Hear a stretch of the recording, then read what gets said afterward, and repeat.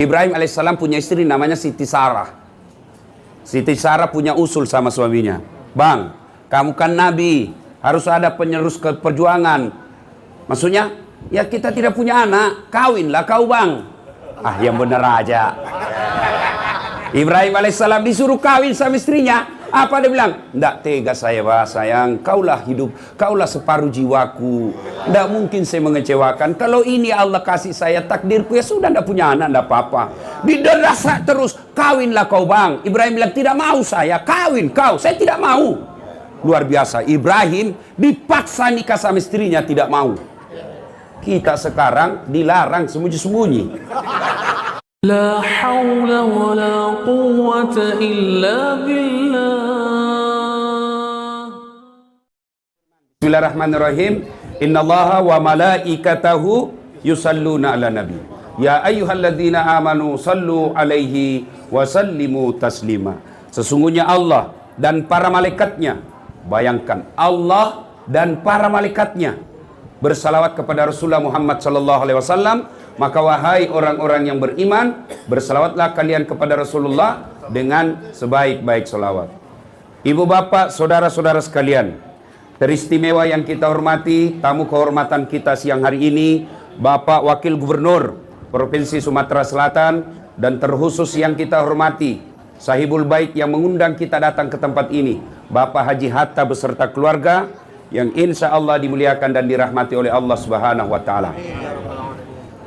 Ibrahim alaihissalam punya istri namanya Siti Sarah. Siti Sarah punya usul sama suaminya. Bang, kamu kan nabi, harus ada penerus ke perjuangan. Maksudnya, ya kita tidak punya anak, kawinlah kau bang. Ah, yang bener aja. Ibrahim alaihissalam disuruh kawin sama istrinya. Apa dia bilang? Tidak tega saya, bah, sayang. Kaulah hidup, kaulah separuh jiwaku. Tidak mungkin saya mengecewakan. Kalau ini Allah kasih saya takdirku, ya sudah, tidak punya anak, tidak apa-apa. Didesak terus, kawinlah kau bang. Ibrahim bilang, tidak mau saya, kawin kau. Saya tidak mau. Luar biasa, Ibrahim dipaksa nikah sama istrinya, tidak mau. Kita sekarang dilarang sembunyi-sembunyi. Ibrahim alaihissalam akhirnya apa? Selang beberapa saat dipaksa terus. Oke lah, baiklah kalau begitu. Saya menikah. Siapa? Kata Siti Sarah. Tidak usah banyak bicara. Itu aja pembantu kita si Hajar. Jadi Siti Hajar itu pembantunya Siti Sarah. Selang beberapa saat nikah Ibrahim alaihissalam dengan Siti Hajar hamil. Selang beberapa saat hamil pula Siti Sarah. Tapi sudah diizinkan suaminya nikah. Apalagi sudah menikah. Maka ibu-ibu kalau sampai sekarang belum punya anak, nah, coba terapinya Siti Sarah. Ini Pak Nova ini luar biasa. 10 tahun menunggu anak baru dapat. Ada dua kemungkinan. Mana ini Pak Nova? Ada dua kemungkinan. Satu, suami yang sabar dan setia, menunggu sampai 10 tahun. Yang kedua, suami yang takut sama istrinya. Siapa tahu takut, akhirnya tidak punya pilihan. Akhirnya dikabulkan kan. Nah, Siti Hajar punya anak namanya Ismail. Inilah keturunan Islam. Ibrahim alaihissalam dengan Siti Sarah lahir anaknya namanya Ishak. Inilah keturunan Yahudi. Jadi kita Islam dengan Yahudi itu satu nenek. Cuma Yahudi kurang ajar. Nah, setelah beberapa saat usia Ibrahim alaihissalam usianya 13 tahun. Kira-kira Ismail 13 sampai 14 tahun.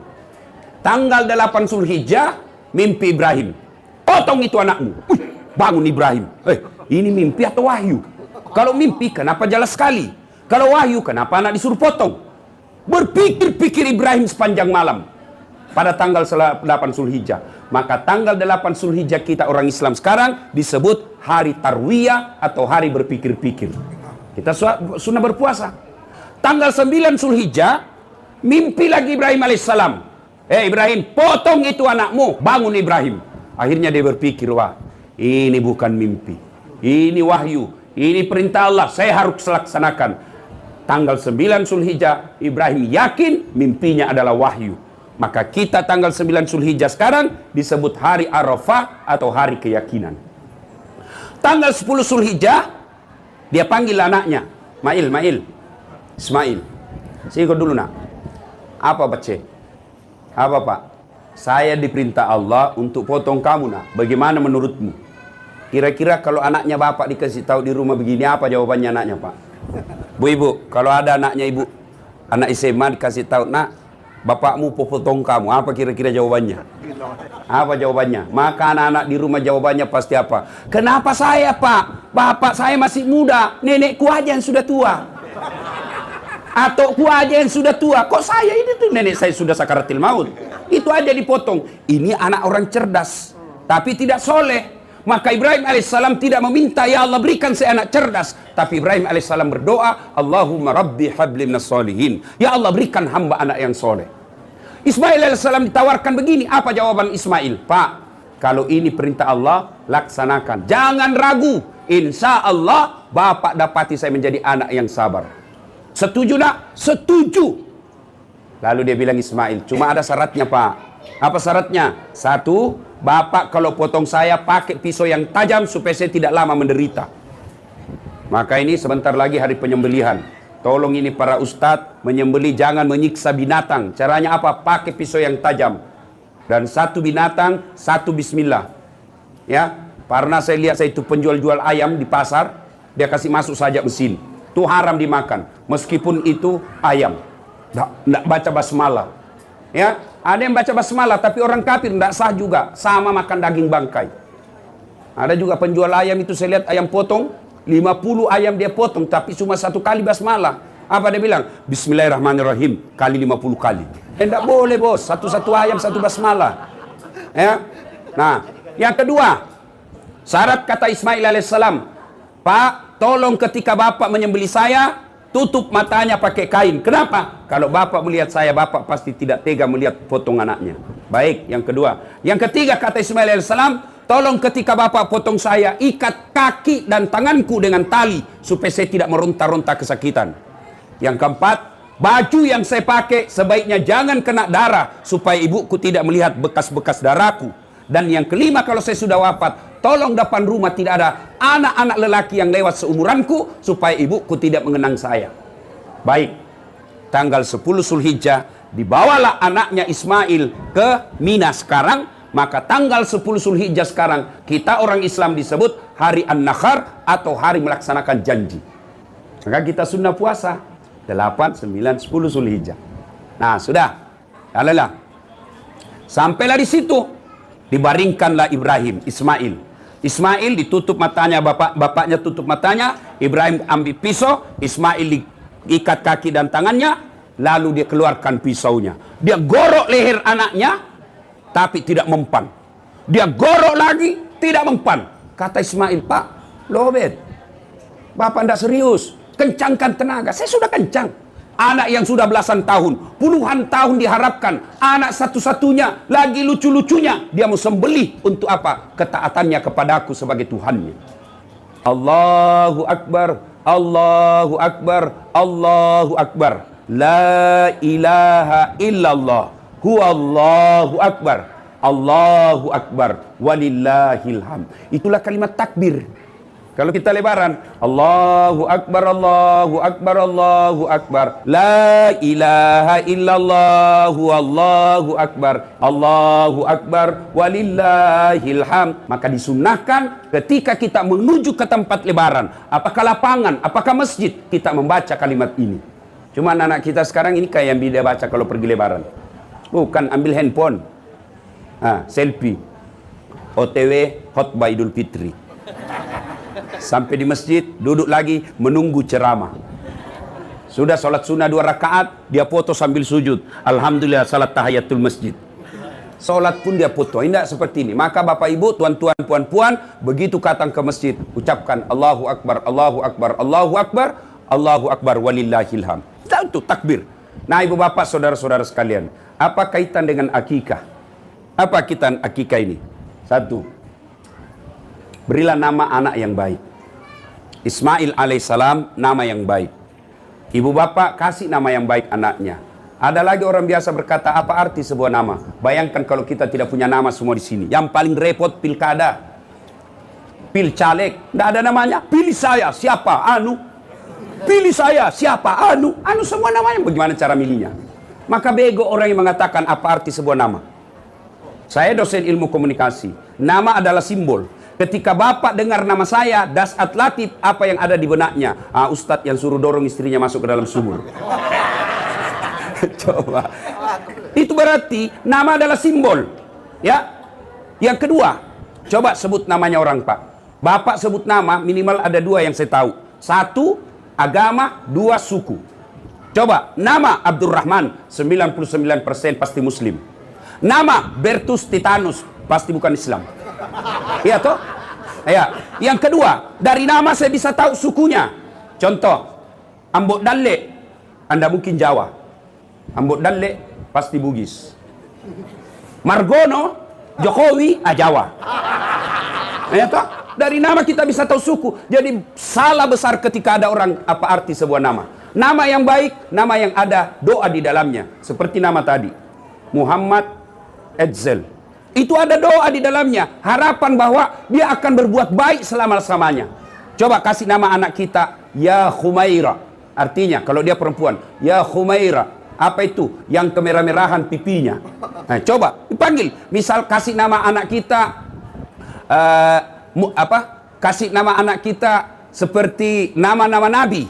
Nah, nama sahabat lah. Nah, saya kasih kau nama Sumayyah kalau dia perempuan. Siapa Sumayyah, Mak? Ini Sumayyah, manusia pertama yang syahid membela agama Allah, dipaksa mengatakan Muhammad pembohong, Muhammad penipu, tapi dia tidak mau. Akhirnya dibunuh oleh Abu Lahab. Dialah Sumayyah, manusia pertama yang jihad mempertahankan imannya. Saya mau seperti Sumayyah, Nak. Saya kasih kau nama Khalid. Siapa ini Khalid? Inilah sahabat Nabi yang tadinya memerangi Nabi. Setelah dia masuk Islam, seluruh jiwa raganya dia perjuangkan Islam sampai akhir hayatnya, sehingga tidak satu jengkal pun badannya tidak ada bekas perang di dalam badannya. Saya mau kau itu, Nak, bela agamamu nanti. Yang mentang-mentang cinta bola, Nak, saya kasih kau nama Lionel Messi. Supaya kau jago main bola. Apa mau jago main bola? PSSI sampai sekarang masih ribut. Nah, apa yang kita kasih nama-nama yang baik, ya? Yang kedua, kewajiban orang tua setelah kasih nama yang baik adalah memberi makan. Soal makan, tuan-tuan, puan-puan, jangan cemas. Makan ini Allah yang jamin. Sekarang banyak orang korup, banyak orang menghalalkan segala cara, banyak orang menipu gara-gara apa? Untuk perutnya anaknya. Demi Allah, tolong tunjukkan saya di Palembang ini yang mati gara-gara kelaparan anaknya. Ada, Ibu? Ada kira-kira di Palembang ini yang mati kelaparan? Tidak mungkin. Kenapa? Karena kita punya sifat tenggang rasa. Tapi yang mati gara-gara narkoba, yang mati gara-gara perkelahian, yang mati gara-gara khamar, pasti banyak. Berarti perut bukan urusan kita. Urusan kita adalah mendidik anak. Yang ketiga, kewajiban orang tua. Setelah kasih nama, yang kedua memberi makan, yang ketiga mendidiknya. Dari tiga kewajiban orang tua ini, ternyata kita terlalu sibuk dengan perut, tapi kita lupa mendidik anak. Padahal yang paling sulit buat orang tua adalah mendidiknya. Saya kasih contoh. Bu, apa makanannya? Tahu cicak, Ibu? Tahu cicak? Tahu. Apa makanannya cicak, Ibu? Nyamuk. Apa makanannya cicak, Pak? Nyamuk. Masuk akal enggak? Cicak di dinding, nyamuk terbang. Satu di dinding, satu terbang. Di mana ketemu? Enggak ada terminalnya. Tapi Allah Maha Kaya. Dengar lagu kita waktu kecil. Cicak-cicak di dinding, diam-diam merayap. Diam-diam saja merayap. Datang seekor nyamuk. Nyamuk yang datang. Allah perintahkan, kau nyamuk, terbang kau masuk di mulutnya itu nyamuk. Masuk di mulutnya itu cicak. Allah yang perintahkan. Diam-diam merayap. Datang seekor nyamuk. Lagu tidak berkata, cicak lompat ke nyamuk. Setengah mati cicak, kasihan. Ayo. Allah yang Maha Kaya. Jadi bapak jangan cemas soal makanan. Allah yang ngatur rezekinya. Yang ketiga, mendidiknya ini yang susah. Bagaimana cara mendidik anak? Silakan baca buku riset penelitian mendidik anak. Silakan baca majalah psikologi pendidikan. Silakan. Tapi sesat dan keliru ketika bapak tidak membuka Quran. Bagaimana Quran dalam mendidik anak? Baca surah Luqman. Mulai dari 16 sampai 23. Di situ jelaskan, ya bunayya la tusyrik billah. Wahai anakku, jangan kau menserikatkan Allah. Berarti yang pertama didik anaknya tentang akidah. Bagaimana cara memperkenalkan akidah? Anak-anak kita senang dengan lagu. Coba lihat. Lagu-lagu kita dulu waktu kecil kan ada lagunya begini. Topi saya bundar, bundar topi saya. Kalau tidak bundar, bukan topi saya. Ganti itu kalimat akidah. Tuhan saya Allah, Allah Tuhan saya. Kalau bukan Allah, bukan Tuhan saya. Itu ganti. Ibu-ibu mestinya lah itu. Ibu-ibu dulu, mohon maaf ya. Ibu-ibu dulu kan bagus-bagus itu lagunya. Iya toh? Pulang suaminya capek, dia sambut lagunya. Bila kamu di sisiku, hati rasa syahdu. Itu ibu-ibu dulu. Masuk rumahnya berantakan kamarnya, mau marah suaminya, nyanyi lagi. Istrinya nyanyi lagi. Insaflah wahai manusia, bila dirimu bernoda. Itu lagu-lagu dulu, ibu-ibu dulu. Sekarang ibu-ibu lagunya apa? Yo ayo, yo ayo, yo ayo. Ayo apa? Ayo poligami. Ayo. Pulang suaminya capek-capek, apa lagunya? Lai, panggil aku si Jablay. Abang jarang pulang, aku jarang dibelai. Disambung anaknya yang masih gadis. Pulang-pulangku berbadan dua. Mana anak Anda rusak? Lagunya aja sudah rusak. Ya, coba ibu, lagunya lebih. Ini Agustusan. Jaga istri-istri bapak, Pak. Sebentar lagi Agustusan. Biasanya ibu-ibu ada lomba senam. Lomba olahraga. Apa ibu dilarang olahraga? Olahraga ibu supaya sehat, suamimu tahan di tempat tidur. Olahraga silakan, tapi jangan campur sama laki-laki. Ini 17-an. Apa lagunya? Putar ke kiri nona, putarlah ke kiri, kiri. Dongo. Tahu dongo? Beleng-beleng. Tahu beleng-beleng? Dongo. Tahu dongo? Beleng-beleng. Itulah ibu-ibu dibodoh-bodohi. Coba bayangkan. Ini di kantor, mudah-mudahan tidak ada di kantor pemerintah. Perempuan di depan, pakai jilbab tapi jilbab sempit. Laki-laki di belakang, suaminya orang. Apa senamnya? Ibu-ibu senamnya. 1, 2, bapak-bapak suaminya orang di belakang. 3. Nggak tahu, saya sirusi ibu. Nah, ibu bapak, saudara-saudara sekalian. Yang ketiga, pendidik anak. Pertama, didik anak kita melalui akidah. Bagaimana akidah itu? Perkenalkan dengan lagu-lagu. Anak-anak usia kecil itu, usia TK itu senang lagu. Coba lihat anak-anak kalau dikasih lagu, cepat sekali menghafal. Maka ibu-ibu perkenalkan lagu-lagu tauhid, perkenalkan lagu-lagu akhlak. Pada zaman dahulu, saya waktu kecil, saya bisa tahu sejarah Nabi melalui lagunya ibu saya. Pada zaman dahulu kala, pada zaman jahiliyah. Sambil cuci piring itu. Saya tanya, kenapa mak zaman jahiliyah? Lahirlah seorang rasul yang terakhir dan mulia. Saya tanya lagi, siapa namanya mak? Nabi Muhammad namanya. Siapa nama ibunya? Siti Aminah ibunya. Bapaknya siapa? Abdullah nama ayahnya. Di mana tinggal? Di Palembang atau Makassar? Madinah tempat tinggalnya. Terus kenapa mak? Setelah dewasa diangkat menjadi rasul. Siapa yang angkat? Pak Wagub atau Satpol PP? Polisi setengah. Oleh Allah yang kuasa. Allah itu siapa mak? Pencipta alam semesta. Itu dari lagu. Makanya saya tidak setuju juga ini ada ustaz sekarang penceramah, semua dianggap sesat. Lagu sesat. Bara Sanji pun dianggap sesat. Oh saya bangga ini Pak, senang saya Pak. Bapak tahu dah itu Bara Sanji. Bara Sanji ini menceritakan sejarah hidupnya Nabi. Coba kalau saya di tanah kelahiran saya di tanah Bugis, dibaca Arabnya, dibaca juga bahasa Bugisnya. Muhammad sallallahu alaihi wasallam alaina mato tepingi waju-wajuna alaina mato pandre. Artinya Muhammad itu dia yang tempel baju-bajunya kalau robek, dia yang bersihkan tempat tidurnya, dia sediakan sarapannya supaya suami tahu bahwa itulah Rasulullah. Dia sediakan sendiri sarapannya. Bantu itu istri. Jangan mentang-mentang camat semua istrinya yang kerja. Nggak mau lagi kerja. Saya nggak boleh cuci piring, saya camat. Kenapa kalau kau camat? Kau jadi camat karena kau disuka sama bupati. Biar bupati suka kau, kalau istrinya bupati tidak suka kamu, nggak jadi camat kau.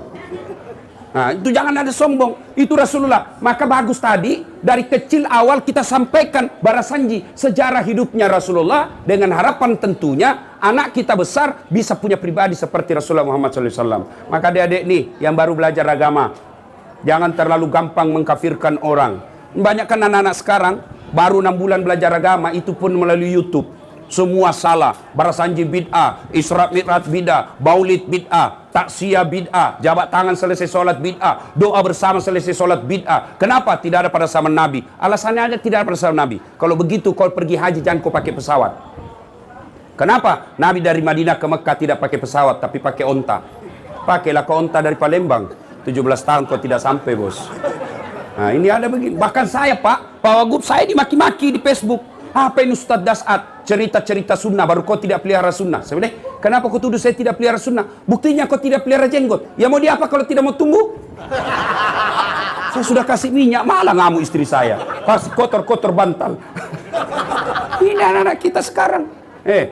Hijrah itu adik-adik, kalau ada di luar ya, hijrah itu bukan sekedar pelihara jenggot. Hijrah itu bukan sekedar pakai celana jingkrang. Hijrah itu bukan sekedar pakai kata-kata Arab. Afwan, jazakallah, kaifahaluk, ya akhi, ya akha. Nggak usah, biar kau begitu. Kalau kau sombong, kau bukan hijrah. Ngapain kau bilang celanamu? Kalau kau mau cintai Rasulullah, nggak usahlah pakai afwan. Kita orang Indonesia cukup pakai maafkan saya, tapi kau rajin sholat duha, itu lebih Allah senang. Kau tidak pakai kata-kata akhi, tapi kau rajin puasa Senin Kamis, itu lebih cinta kepada Rasul. Ini pakai kata-kataan, tapi selalu mengkafirkan orang. Nah, itu Allah tidak senang. Tuan-tuan, puan-puan yang saya hormati. Nih rumah yang mewah ini. Subhanallah. Dihitung jari rumah yang mewah seperti ini. Ya. Mobil bagus, harta banyak. Tapi begitu ibu meninggal, apa ini rumah kita bawa ke kubur? Ibu-ibu meninggal, siapa yang doakan? Kalau ibu meninggal, siapa doakan? Suami. Baru 3 bulan dia kawin lagi. Ayo, ada kawan saya pergi tanah suci, Pak. Meninggal istrinya, bengkak matanya menangis. Wih, hebat betul. Jarang-jarang laki-laki bengkak matanya kalau istrinya meninggal. Menangis, Ustadz. Rasanya saya tidak bisa lagi lanjutkan usaha saya. Istri saya ini yang paling berharga mengurus bisnis saya. Rasanya tidak bisa lagi saya lanjutkan hidupku. Wah, sabar Pak, sabar Pak. Baru beberapa bulan, saya pergi jogging. Ketemu saya di tempat jogging. Ada perempuan ikut muda, putih, tidak pakai jilbab. Saya tanya, Pak Haji, siapa itu? Dia bilang, yang baru Ustadz. Baru 4 bulan lupa sama istri. Ayo Bu, siapa yang doakan ibu kalau sudah wafat? Anak. Bapak-bapak, siapa yang doakan kalau bapak meninggal? Siapa? Istri, diambil orang kalau dia masih muda. Kecuali dia sudah janda tua. Tidak ada yang mau ambil. Ya. Kalau masih muda pasti. Lalu siapa yang doakan kita? Anak-anak kita. Alangkah bahagianya ketika usia senja, anak kita gantian. Kita tabung. Tahun depan kita umrohkan bareng-bareng orang tua kita. Itu anak yang soleh. Berapa banyak orang yang saya lihat dimuliakan di kantor, dicium tangannya sama pegawainya, dibukakan pintu mobilnya ketika dia turun. Semua orang panggil dia dengan penuh kehormatan. Sampai di rumahnya mau dilempar sama anaknya masih SD. Ini orang miskin, orang seperti ini. Orang kaya, bukan yang banyak rumahnya. Sekedar banyak rumah, bukan. Orang yang kaya punya anak soleh dan soleha. Selalu kita berdoa, Rabbana atina fid dunya hasanah. Ya Allah, berikan saya keselamatan di dunia. Apa yang disebut keselamatan di dunia? Menurut para ahli tafsir Al-Quran, keselamatan di dunia satu diantaranya adalah punya anak yang taat. Alangkah bahagianya kita kalau diperintah anak kita, nak, kau pulang jam 5 ya, belum jam 5 sudah ada di rumah. Alangkah celakanya orang tua, anaknya sudah jam 10 malam belum ada di rumah. Ditelepon di reject, ditelepon dimatikan. Jam berapa dia pulang? Jam 3 subuh, lompat pagar, gadis. Orang tua paling miskin itu. Orang tua yang kaya punya anak, bapaknya pergi dagang, bapaknya pergi usaha, bapaknya pergi kerja, ditelepon sama anaknya, Pak, saya bangga bapak punya banyak bisnis, tapi saya malu kalau bapak tidak sholat. Sudah duhur Pak, saatnya bapak cari masjid. Kaya sudah bapak itu. Pergi ibunya ditelepon sama anak gadisnya, Mak lagi di mana? Saya lagi arisan nak. Jilbab mana Mak? Bagus nak, jangan sampai jilbab seperti ABG. Kaya sudah itu ibu seperti itu. Tapi berapa banyak kita lihat hormat sama cowoknya, kurang ajar sama bapaknya. Mau lihat? Mau saya kasih bukti bahwa anak-anak sekarang lebih sopan sama bapaknya lebih sopan dari cowoknya daripada bapaknya.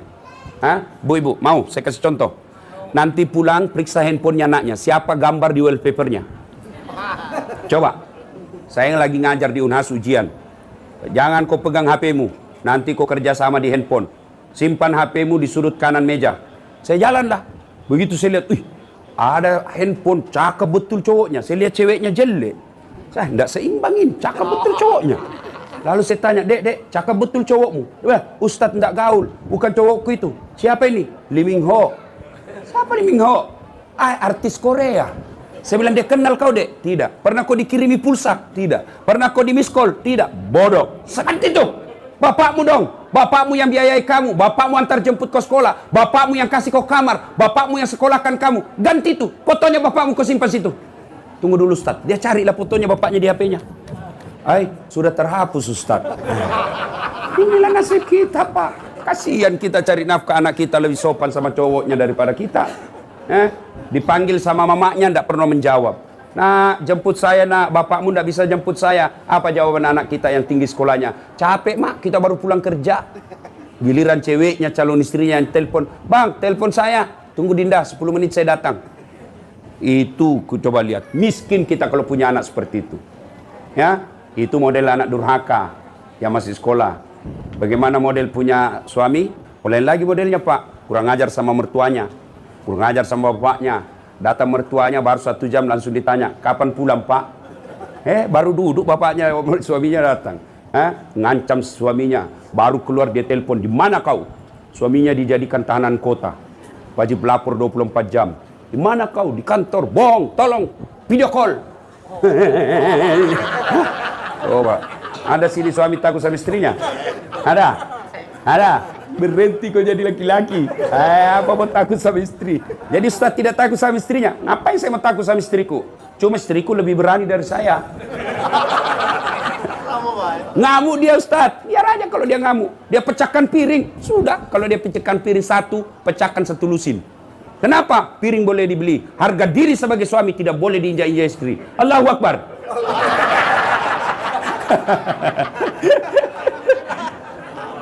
Bu, mau enggak masuk surga? Mau? Taat sama suami. Biar ibu jidatnya sholat, Senin Kamis dia puasa, tadarus tiap hari 1 juz, tiap malam dia tahajud, tapi kurang ajar sama mertua dan suaminya. Demi Allah kata Nabi, jangankan kau masuk surga, baunya surga kau tidak akan dapat. Ya marah-marah, Bu. Sahabat kau suruh panggil saya. Ayo. Ya maka. Ustaz, suamiku selingkuh. Tidak ada urusan. Ustaz, suamiku pemabuk. Itu enaknya jadi perempuan Islam. Tidak menanggung dosa suami. Beda kami suami-suami. Meskipun kami penghafal Quran, ketua majelis ulama, tapi istrinya tidak pakai jilbab. Istrinya tidak sholat. Istrinya tidak puasa. Meskipun suaminya ketua majelis ulama, kata Allah, ku ampusakum wa ahlikum narani. Bapak, masuk kota manis neraka itu istrimu. Itu ditanggung ibu. Beda kalau perempuan, ya, suaminya tukang mabuk, suaminya pengedar narkoba, suaminya bahkan tukang koruptor, tukang tipu, tapi istrinya baik agamanya. Bu, nih ada 7 pintu surga, tadkhulul jannati bisalam. Silakan ibu pilih mana kau mau masuk surga di situ. Mau jannatul firdaus silakan, mau jannatul naim silakan. Tidak ada urusan dengan suamimu. Tuh enaknya jadi perempuan Islam. Makanya jangan suka ngomel-ngomel.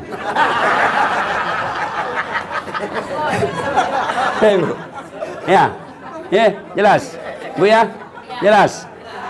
Kira gampang jadi suami. Kita di luar setengah mati cari proyek, dimaki-maki kontraktor, dimaki-maki sama gubernur, dimaki-maki sama kepala dinas. Untuk apa? Supaya kita dapat proyek, supaya istri bisa pakai mobil, supaya istri punya tidak rusak itu kulitmu kau jalan, dilindungi kau dengan kasih AC rumahmu, dikasih kau berlian supaya saudaramu hargai kamu. Itulah kerjanya laki-laki. Maka hargai suami. Cuma kita juga bapak-bapak jangan hianati istri. Alasan rapat ternyata pergi merapat. Pak, masih ingat? Waktu kita menikah, saudara Dasat Latif, saya nikahkan engkau dengan anak gadisku Naura Siddiqah Nasrun dengan mahar seperangkat alat sholat tunai karena bukan karena gubernur, bukan karena wagub, bukan karena kapolda, bukan karena presiden, tapi siapa yang kita jadikan gadai? Siapa? Allah. Allah yang kita gadaikan untuk menghalalkan anak gadisnya orang. Lalu kita hianati. Pantas 30 tahun kau cari nafkah, tidak bisa kau lepas dari kredit. Kenapa? Kau hianati istrimu. Ada orang 30 tahun cari kerja, tidak bisa hidupnya baik. Kenapa? Kau tipu istrimu. Wanita yang paling setia mendampingimu. Siang malam, dia tinggalkan keluarganya, dia tinggalkan ibunya, dia tinggalkan bapaknya, dia tinggalkan tanah kelahirannya, datang merantau ke Palembang untuk ikut sama suaminya. Ternyata sampai di Palembang dihina dan dimaki-maki sama suaminya. Pantas hidupmu susah. Kenapa kau tidak menghargai orang yang setia mendampingimu? Bapak-bapak tahu berapa istrinya Nabi? Berapa? 11. Ini pertanyaan paling tidak senang ibu-ibu. 11 istri Nabi, Bu. 11. 11, Pak. Meskipun kita cuma punya kuota 4 giga.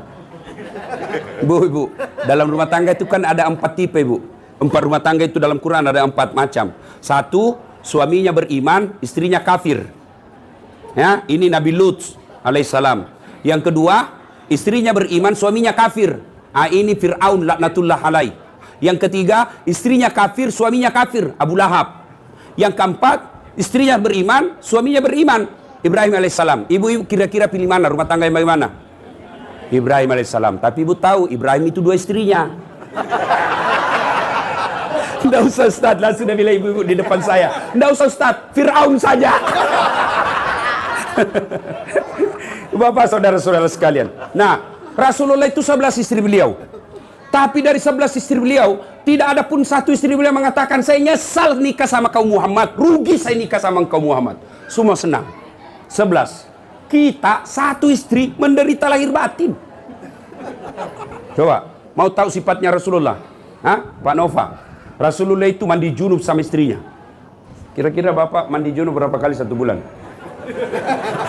Coba, saya waktu pengantin baru mandi junub sama istri saya peluk dari belakang, angkat ketek saya, dan lagi waktu pengantin baru sudah ada anaknya, dia bilang, Ustaz mandi junub lagi sama-sama, dia geli.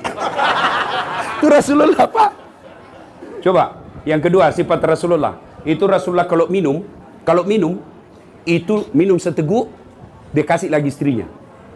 Coba, seteguk dia minum kasih lagi istrinya. Hebatnya, bekas bibirnya istrinya dia minum Rasulullah. Misal Aisyah dia teguk di sini, maka dia minum di sini. Bekas bibir gelasnya itu, di gelasnya bekas bibirnya Aisyah dia minum. Bismillahirrahmanirrahim. Kira-kira Bapak kalau minum bekas bibirnya istri? Busuk betul mulutmu. Subhanallah. Itulah Rasulullah sallallahu alaihi wasallam. Maka wajar beliau sangat dicintai oleh istri-istrinya. Nah, ibu-ibu, tuan-tuan yang saya hormati. Berikutnya, saya perlu jelaskan ini akikah, gunting rambut. Itu sunnah, ya. Ketika cucu dan anak-anak Rasulullah lahir, itu bagaimana cara Rasulullah? Dia cukur gundul rambutnya, cukur gundul. Setelah itu rambut yang gundul sudah dicukur itu ditimbang, lalu beratnya itu dinilaikan emas. Tadi ini Ananda ini saya lihat Muhammad Edsel ini kan rambutnya masih tipis. Itu kalau dicukur kira-kira tidak sampai 1 gram. Nah, kalau dia anaknya lahir kribo, banyak rambutnya, dicukur, timbang, 2 gram. 2 gram itu dinilaikan dengan emas. Kalau emas 2 gram berapa? Anggaplah 1,5 juta. 1,5 juta itulah yang disedekahkan kepada fakir miskin. Ibu bapak, saudara-saudara sekalian, pada akhirnya, kekayaan kita adalah anak yang soleh dan soleha. Saya banyak melihat ketika meninggal, luar biasa, bunga kembang belasungkawa, koran TV mengumumkan. Tapi beberapa bulan kemudian tertulis depan rumahnya, rumah ini mau dijual. Kenapa? Anak-anaknya bertengkar gara-gara warisan. Nah, ini orang tua miskin ini. Tapi berapa banyak juga orang tua saya lihat anaknya seperti saya 14 bersaudara, Pak. Saya anak ke-13. Ibu saya tidak tahu bahasa Indonesia, tapi alhamdulillah tiap bulan dapat gaji 14 juta 1 bulan. Dari mana? Dari anak-anaknya. 1 anak 1 juta. Dia bilang ibu saya, seandainya saya tahu begini, saya tambah lagi anakku. Maka bapak ibu-ibu buat banyak-banyak anak, ya, doakan supaya anak yang soleh dan soleha. Tuan-tuan, puan-puan yang saya hormati, inilah tausiah kita. Mudah-mudahan ada manfaat. Terima kasih Pak Nova, yang seingat saya belum lahir anak beliau sudah menghubungi saya. Makanya saya kemarin masih ada di Kuala Lumpur, Malaysia. Itu saya diminta ceramah di Sabah. Wali kotanya Sabah, dan ternyata keturunan orang Bugis, minta saya hadir hari ini di Tawau untuk ceramah tabligh akbar. Tapi saya bilang, saya ingat Pak Nopa masih 4 bulan yang lalu itu dia minta. Tidak enak saya tinggalkan ini acara. Ya, alhamdulillah saya bisa hadir di tempat ini. Mudah-mudahan kehadiran saya ada faedah di antara kita. Dan yang penting kita doakan Ananda yang baru diakikah hari ini mendapat hidayah dan pertolongan dari Allah SWT. Kemudian menjadi anak yang soleh, yang kemudian menjadi kebanggaan buat orang tuanya, yang tidak henti-hentinya memperjuangkan kebenaran, sehingga nanti di akhirat kita berkumpul bersama Rasulullah meminum air di telaga Al-Kautsar. Demikian, sebelum kita akhiri, mari kita kirimkan suratul Fatihah kepada Rasulullah Muhammad SAW. Khasiat dan keutamannya kita ikhlaskan untuk bayi baru diakikah hari ini. Ila hadratin Nabi Mustafa Muhammad SAW, summa hususil Muhammad Edsel Gantira Al-Ahsa Pahlepi bin Haji Nova Pahlepi. Al-Fatihah.